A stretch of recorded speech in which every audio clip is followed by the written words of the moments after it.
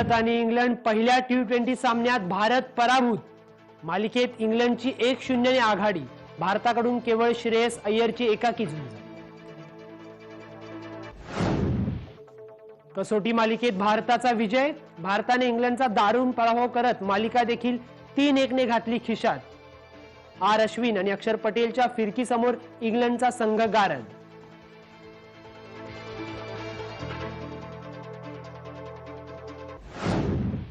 भारताची महिला क्रिकेटपटू मिताली राजने आंतरराष्ट्रीय क्रिकेटमध्ये 10,000 धावांचा टप्पा ओलांडला। अशी कामगिरी करणारी पहिली भारतीय महिला तर जगभरातील दुसरी महिला क्रिकेटपटू। पीव्ही सिंधू स्वित्झर्लंडच्या कॅरोलिना मरीनकडून पराभूत। स्विस खुल्या सुपर 300 स्पर्धेत महिला एकेरीच्या अंतिम सामन्यात मरीनकडून अवघ्या 35 मिनिटात सिंधूला पराभूत।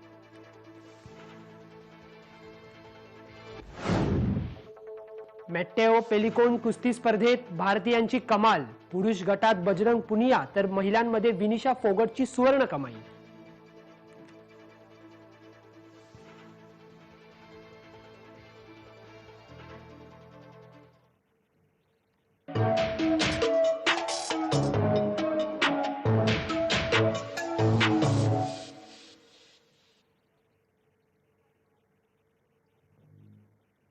जय महाराष्ट्र। मी शशांक पाटील।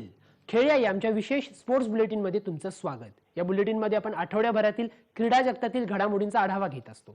तर बुलेटिनच्या सुरुवातीलाच बातमी नुकत्याच झालेल्या भारत आणि इंग्लंड यांच्यातील T20 सामन्याची। मागील आठवड्यात भारत आणि इंग्लंड यांच्यातील कसोटी मालिकेनंतर आता T20 मालिकेला सुरुवात झाली असून पहिल्याच सामन्यात भारताला इंग्लंडकडून दारुण पराभवाचा सामना करावा लागला। प्रथम भारतीय संघाला अवघ्या 124 धावात ऑल आउट केल्यानंतर 125 धावांचं लक्ष्य इंग्लंडच्या फलंदाजांनी फक्त 2 विकेट्सच्या मोबदल्यात पार पाडलं। यामध्ये सलामीवीर जेसन रॉयने केलेल्या 32 चेंडूत 49 धावांचा मोठा वाटा होता। या खेळीमध्ये रॉयने 3 सनसनीत षटकार आणि 4 चौकार लगावले। त्याआधी भारताच्या फलंदाजी वेळेला कोणत्याच फलंदाजाला चांगली कामगिरी करता आली नाही। भारताकडून केवळ श्रेयस अय्यर याने 67 धावांची एकाकी झुंज दिली। त्यामुळे भारताला केवळ 124 धावा करता आल्या, ज्या धावा इंग्लंडने 2 विकेटच्या मोबदल्यात पार पाडत सामना आपल्या नावे केला आणि मालिकेत देखील 1-0 ची आघाडी इंग्लंडच्या संघाने घेतलेली आहे।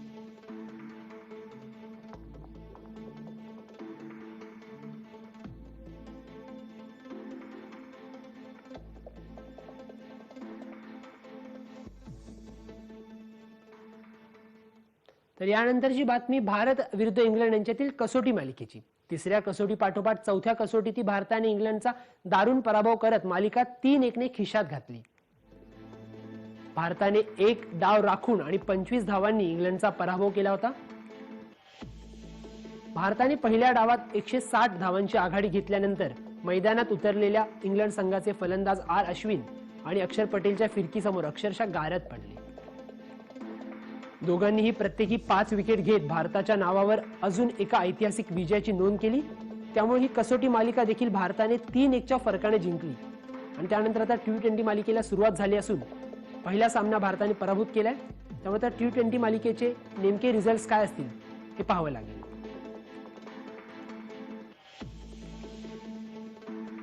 तर याच कसोटी मालिकेतील विजयामुळे भारताने अखेर ICC वर्ल्ड टेस्ट चॅम्पियनशिपची अंतिम फेरी गाठली आहे। वर्ल्ड टेस्ट चॅम्पियनशिपचं तिकीट मिळवण्यासाठी भारताला इंग्लंडचा पराभव करणं किंवा सामना अनिर्णित राखणं गरजेचं होतं, अन्यथा भारताच्या जागी ऑस्ट्रेलियाला संधी मिळाली असती।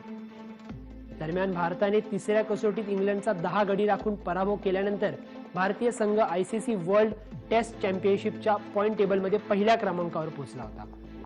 भारताने 71% गुणांसह पहिल्या क्रमांकावर झेप घेतली होती, तर या ऑस्ट्रेलिया तिसऱ्या स्थानावर होता। मात्र तरीही भारताला अंतिम तिकीट मिळालेलं नव्हतं। दरम्यान 70% गुणांसह दुसऱ्या स्थानावर असणाऱ्या न्यूझीलंडने आधीच अंतिम फेरी गाठली होती।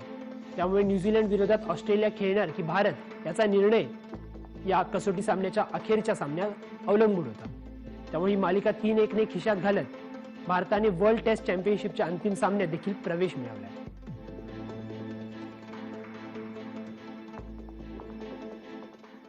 दरम्यान या अप्रतिम विजयासह टीम इंडियाने दणक्यात ICC वर्ल्ड टेस्ट चॅम्पियनशिपच्या फायनलमध्ये धडक दिली आहे। त्यामुळे न्यूझीलंड विरोधात आता भारताचा अंतिम सामना 18 ते 22 जून या कालावधीत होईल। हा अंतिम सामना इंग्लंडच्या ऐतिहासिक लॉर्ड्स मैदानावर खेळवला जाईल असं आतापर्यंत सांगितलं जात होतं। नियोजित कार्यक्रमानुसार अंतिम सामना लॉर्ड्सवर होणार होता, पण आता यात बदल करण्यात आलाय। त्यामुळे आता नेमका सामना कुठे होईल हे पाहावं लागेल आणि लॉर्ड्सवर मात्र हा सामना आता होणार नाही।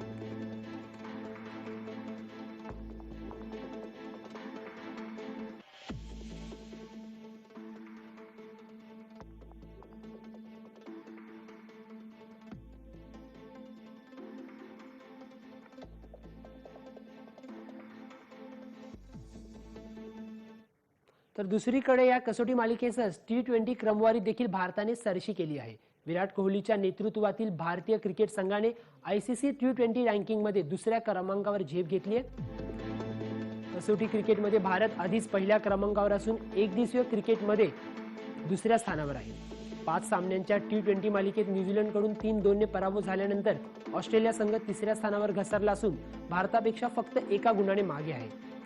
इंग्लंड सध्या पहिल्या क्रमांकावर असून भारतापेक्षा 7 गुणांनी पुढे आहे। त्यातच आता T20 मालिकेतल्या पहिल्या सामन्यात भारताचा इंग्लंडकडून पराभव झाल्याने भारताची ही क्रमवारी घसरण्याची शक्यता निर्माण झाली। तर याच बातमीचा वेळ झालेल्या एका छोट्याशा विश्रांतीची, पण तुम्ही कुठेही जाऊ नका, पाहत राहा जय महाराष्ट्र।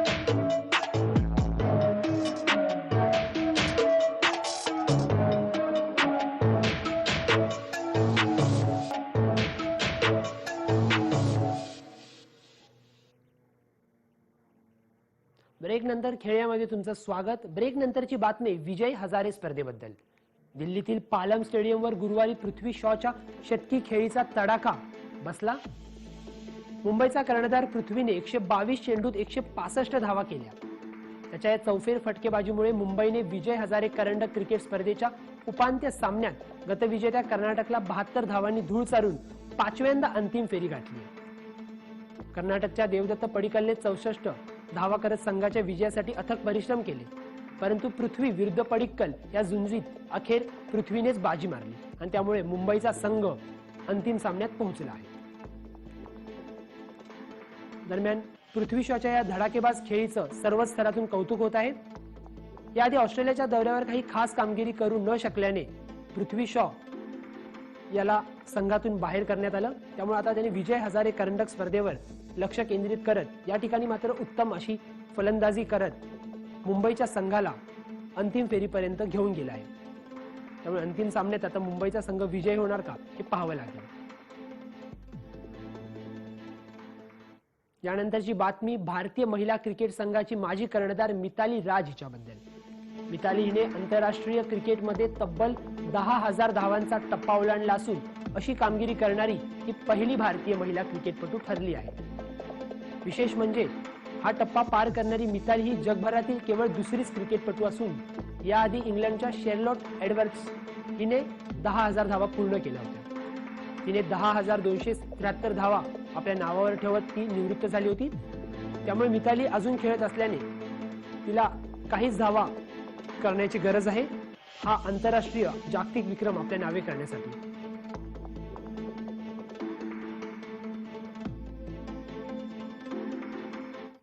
दरम्यान दुसरीकडे शुक्रवारी झालेल्या भारत विरुद्ध दक्षिण आफ्रिका महिला संघातील तिसऱ्या एकदिवसीय सामन्यात दक्षिण आफ्रिकेने भारतावर सरशी साधली। पावसाने व्यत्यय आणलेल्या या सामन्यात दक्षिण आफ्रिकेने डकवर्थ लुईस नियमाच्या आधारे 6 धावांनी विजय साकारत 5 सामन्यांच्या या मालिकेत 2-1 अशी आघाडी घेतली। भारताचे 249 धावांचे आव्हान पार करताना लिझेली हिने 131 चेंडूत 16 चौकार आणि 2 षटकारांसह नाबाद 132 धावांची खेळी केली। 46.3 षटकात पाहुण्यांची ही स्थिती असतानाच पावसाने हजेरी लावली। अखेर डकवर्थ लुईस नियमाच्या आधारे आफ्रिकेला विजय घोषित करण्यात आले। भारताकडून वेगवान गोलंदाज झुलन गोस्वामी हिने 2 बळी मिळवले, तर पूनम राऊत हिने साकारलेल्या सलग दुसऱ्या अर्धशतकी खेळीमुळे भारताला 50 षटकात 5 बाद 248 अशी सन्मानजनक धावसंख्या उभारता आली होती। मात्र डकवर्थ लुईस नियमाच्या आधारे अखेर साऊथ आफ्रिका विजयी झाली। यावेळी कोणत्याच फलंदाजाला चांगली कामगिरी करता आली नाही, तर महिला गोलंदाजांनी देखील चांगली कामगिरी न केल्यामुळे साऊथ आफ्रिकेच्या संघाने चांगली अशी आघाडी घेतली, ज्यानंतर पावसाच्या व्यत्ययानंतर डकवर्थ लुईस नियमानुसार 6 धावांनी दक्षिण आफ्रिकेला विजयी घोषित करण्यात आला.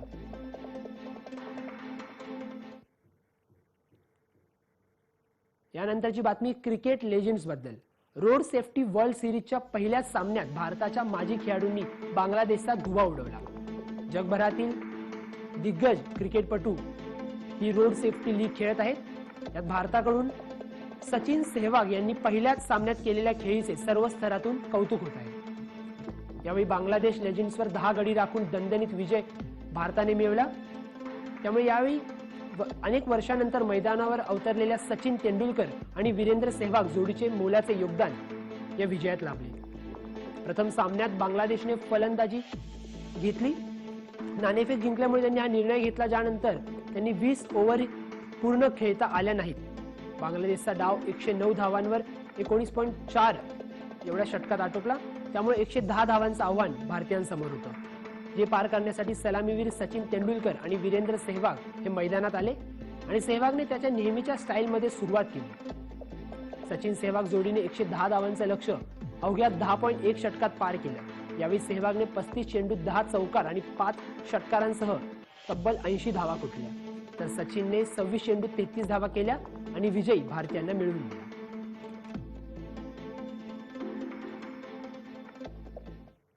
दरम्यान यानंतरची बातमी इंग्लंड क्रिकेटला धक्का देणारी. मंगळवारी इंग्लंड क्रिकेट संघाचा माजी गोलंदाज हृदयविकाराच्या झटक्याने मृत्युमुखी पडला. जलदगती गोलंदाज जोय बेंजामिन यांचं हृदयविकाराच्या धक्क्याने निधन झालं. बेंजामिन हे 60 वर्षांचे होते. त्यांनी 33व्या वर्षी 1994 साली इंग्लंडकडून कसोटी पदार्पण केले होते. त्याच वर्षी त्यांनी वन डे क्रिकेटमध्ये देखील पदार्पण केलं होतं. आंतरराष्ट्रीय क्रिकेटमध्ये त्यांना दीर्घकाळ खेळता आलं नाही, तर काउंटी क्रिकेटमध्ये त्यांनी बरीच वर्ष गाजवली. त्यांनी प्रथम श्रेणी व लिस्ट ए क्रिकेटमध्ये इंग्लंडला 560 विकेट्स मिळवून दिल्या होत्या.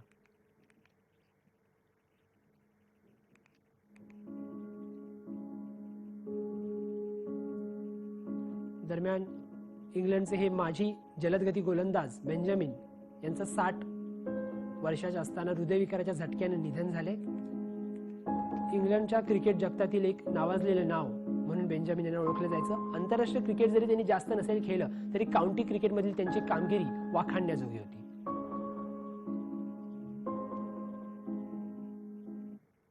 यानंतरची बातमी पी.व्ही. सिंधू हिच्याबद्दल. ऑलिम्पिक रौप्य पदक विजेत्या पी.व्ही. सिंधूला स्वित्झर्लंडच्या अग्रमानांकित कॅरोलिना मरीनच्या झंझावातापुढे निभाव लावता आला नाही. स्विस खुल्या सुपर 300 स्पर्धेच्या महिला एकेरीच्या अंतिम सामन्यात मरीनकडून फक्त 30 मिनिटात पराभव पत्करल्याने सिंधूला या स्पर्धेत उपविजेत्या पदावर समाधान मानावं लागलं. पी.व्ही. सिंधू ही भारताची सुवर्णकन्या म्हणून देखील ओळखली जाते. बॅडमिंटन विश्वातील तिचं योगदान अत्यंत वाखाणण्याजोगं असं आहे. मात्र या स्पर्धेत तिला अंतिम सामन्यात पराभव पत्करावा लागला. तर पी.व्ही. सिंधूचा हा सामना नेमका कसा झाला पाहूया ग्राफिक्सच्या माध्यमातून.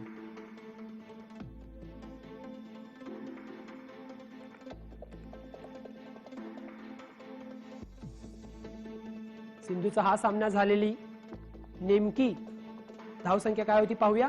तर पहिली फेरी पी.व्ही. सिंधू आणि कॅरोलिना मरीन हिच्यातली 21-12च्या फरकाने सिंधूने जिंकली. त्यानंतर दुसऱ्या फेरीत देखील 21-5 अशा मोठ्या फरकाने विजय मिळवत कॅरोलिना मरीन हिने हा सामना आपल्या नावे केला.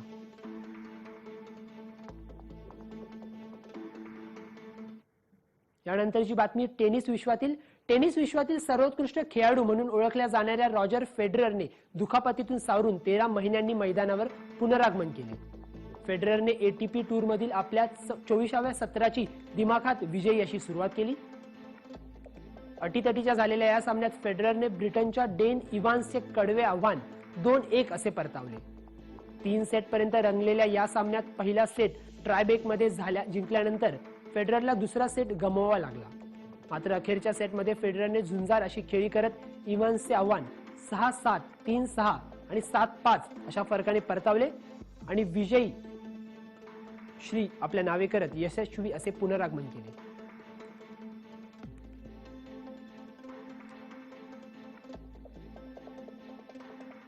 यानंतरची बातमी कुस्ती विश्वातून. ऑलिम्पिकसाठी पात्र ठरलेल्या भारतीय कुस्तीपटू बजरंग पुनियाने मॅटिओ पेलिकॉन मानांकन कुस्ती स्पर्धेची अंतिम लढत 30 मिनिटात जिंकून दुहेरी यश मिळवलं.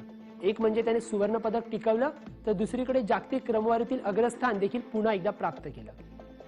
आधीच्या दोन्ही लढतीत ओशीरकडून बजरंगने पराभव पत्करला होता, परंतु या अंतिम लढतीत 30 सेकंदात बजरंगने बरोबरी साधली. परंतु अखेरचा गुण बजरंगने कमावल्यामुळे त्याला विजेता घोषित करण्यात आला.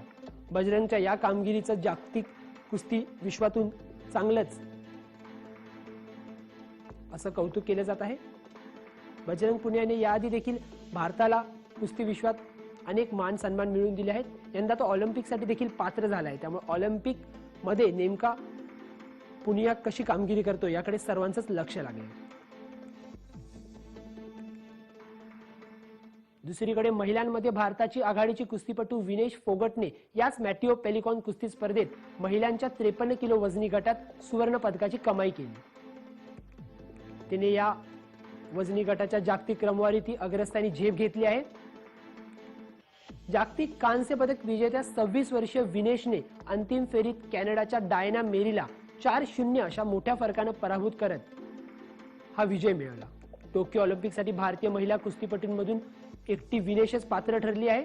त्यामुळे ऑलिम्पिक आधीच तिने केलेल्या उत्कृष्ट कामगिरीमुळे ऑलिम्पिकमध्येही ती चांगली कामगिरी करेल अशी आशा सर्वच भारतीय कुस्ती चाहतेपटू व्यक्त करत आहेत.